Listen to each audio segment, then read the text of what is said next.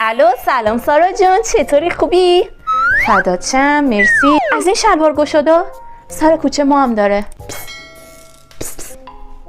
خیابون بغلی هم داره ارزون‌تر. مامانم میگه کوچه پایینی ارزون‌ترش هم داره. مامان سارا سلام میرسونه. سلام برسون. سارا مامانم هم سلام میرسونه. چی؟ ازدواج کرده؟ کی ازدواج کرد؟ کی ازدواج کرد؟ کی ازدواج کرد؟ میگم کی ازدواج کرد؟ حرفم تموم شه بهت میگم. سارا جان یه لحظه گوشی، دختر مرضیه خانومو میگه.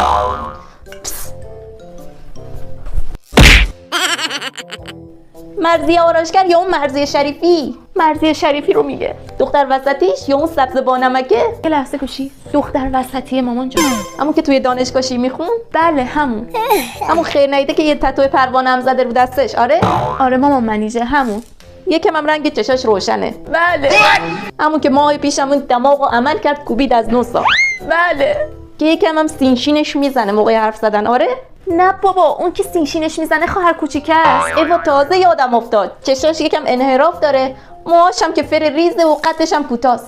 ای خیر و بره نبینی ایشالله دختره با این همه عمل و عیب و ایراد خواستگار داره.